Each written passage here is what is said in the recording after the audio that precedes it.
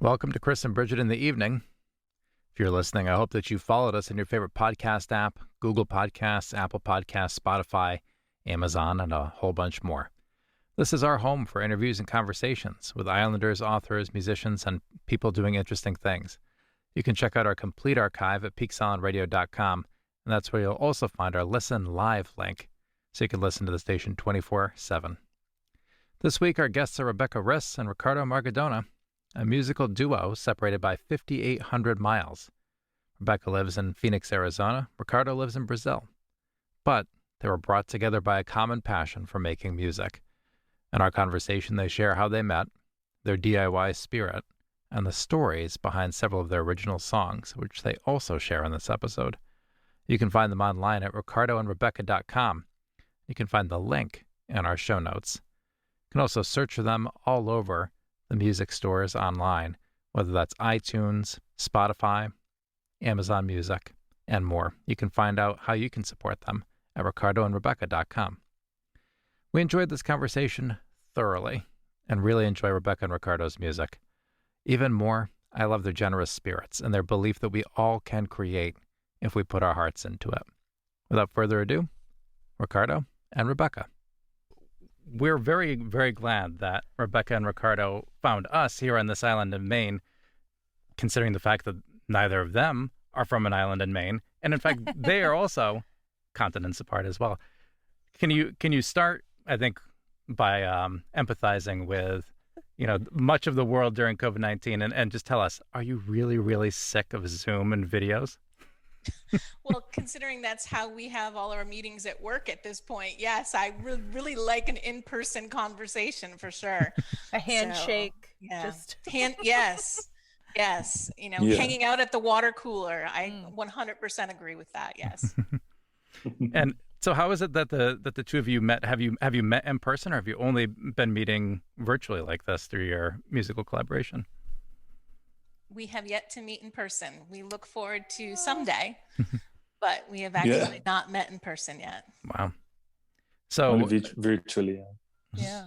And do you use Zoom usually to meet online virtually, or is there something not else? So oftenly? No. More through audio, right, Rebecca? Yeah. Audio messages and so on. Yeah. Audio messages, and we converse through WhatsApp. Oh, Nice. okay. Yeah. So although WhatsApp is not really big in the United States, it is in every other part of the world. Everything is WhatsApp. So Yeah. Mhm. Yeah, it's true. Yeah, my friend in Switzerland got us all on WhatsApp, so exactly. I feel like I know what's going on in the world because I'm on WhatsApp. Exactly, for sure. Yeah. So it works very well. It's a very powerful tool for our project. I think, yes, Rebecca. Without the WhatsApp, I think we would find another way to do it. But it helps a lot because we can now exchange audio files very easily. We can communicate in real time, and it's really cool. I like very much WhatsApp for our purpose. Yeah. And especially because, most musicians, when they're creating music, they do it within the same room. We don't have that opportunity. We don't have that ability at this point. So for us to communicate real time, this is the best way in which for us to do it. Mm-hmm. Yeah, and another thing I think it's important because WhatsApp is very quick. If we would use, for example, the Compose, the website where we met first time. It works, but it's very, how can I say, I think it's an old tool now because you send a message and then this message takes time to send, to drop an email to the other one and the other one receive the email. And then it takes time. So in WhatsApp, sometimes we can evaluate and decide, take decisions in a matter of minutes, and go on with the song. So it's very powerful. That's amazing. And are you both within that WhatsApp and within your other tools performing and sort of creating together at the same time, or are you bouncing them back and forth? Well, sometimes it really depends because there is a 4-hour difference between him and I time-wise. So, there's been plenty of times where I've sung something quickly to him, or he has actually sung something quickly to me and said, "Hey, what do you think about this?" But other times there's been a delay where, because of the time difference, either one of us has to wait for the other to respond. It's like a practice in patience, but it's so worth it with what you both have come up with. We love it. Thank you so much. Yeah. Yes. Thank you. Yeah, and can you tell us a little bit about your sound? And for listeners who haven't heard you yet, we've got a couple of your songs queued up. But tell us, how it is that you were able to find each other and find a style that gelled together, and then also sort of what your influences are, or what made you pick that. Well, I will start by saying how we met was actually based off of the music track on the world premiere of the newest single that we have, Chaos on the Edge, which just premiered today, and it will be available on Spotify tomorrow. 5 minutes, by the way. 5 minutes ago. Yeah, we are awesome. Be with you during the premiere.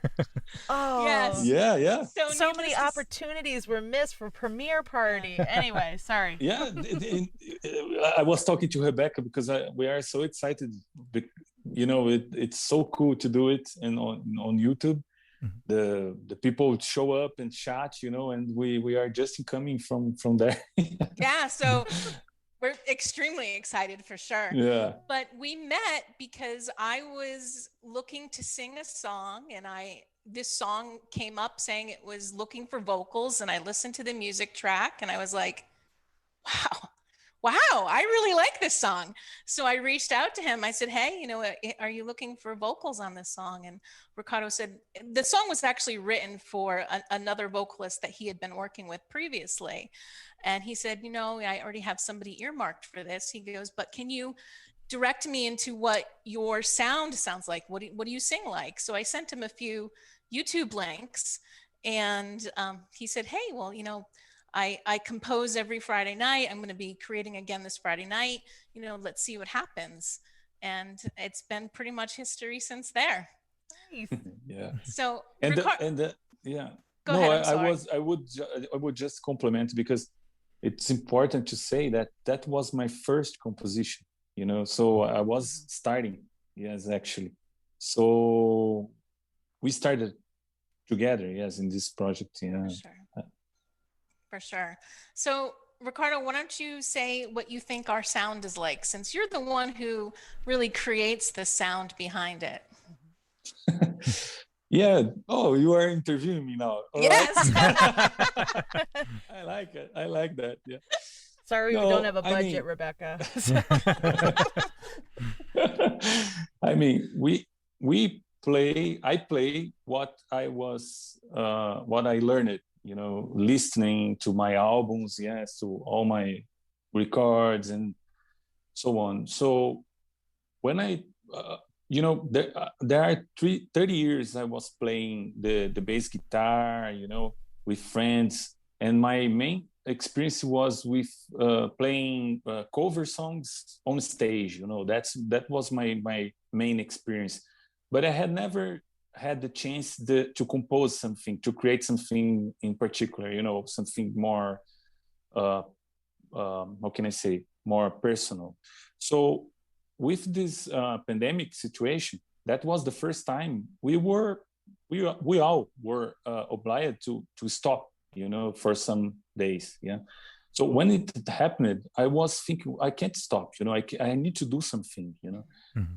The kids were not going to school. The factory was stopped. So I had some time to really relax and try to do something authentic. So I started to play the bass, and I never could do a song on the bass. That's funny, So I got the guitar, the electric guitar, and started to play, to research, and then the ideas started to come up, And then after I create the guitar track, that, by the way, is not so. My guitar tracks are not, how can I say, are not so detailed, I would say, Mm-hmm.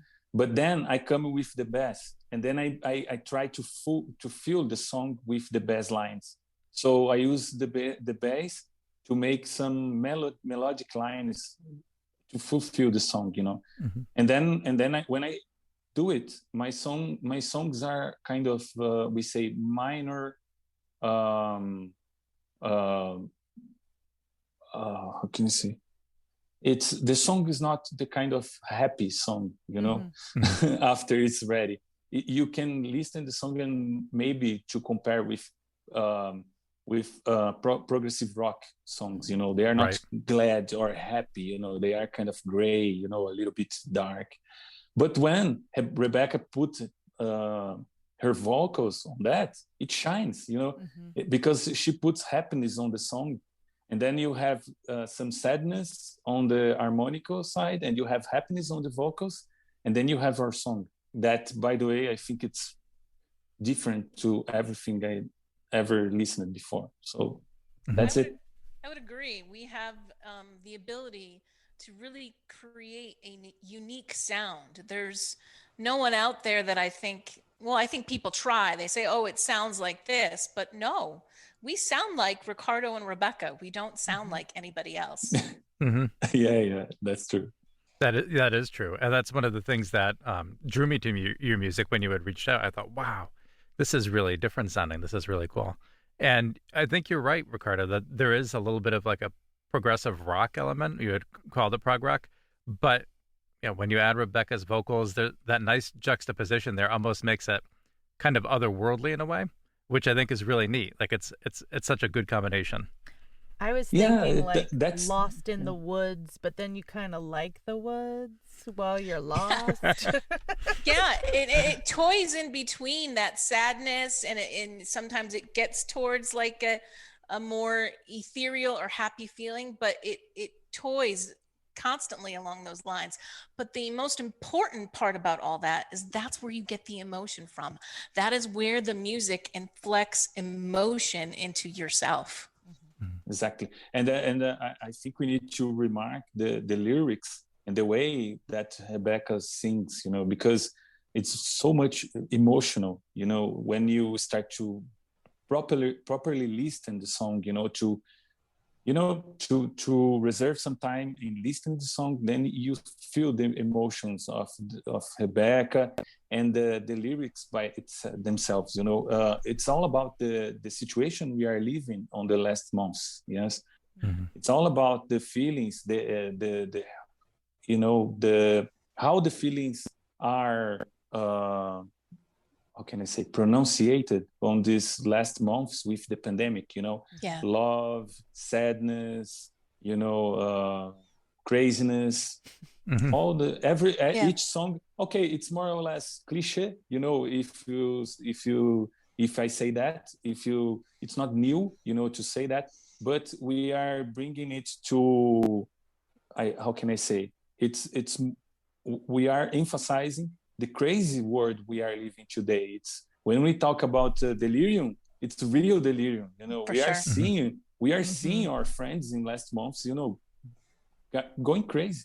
Some people are sick, you know, suicides and so on. For example, it's not like, you know, in the last years. Last months are different, you know. So our songs are all about this.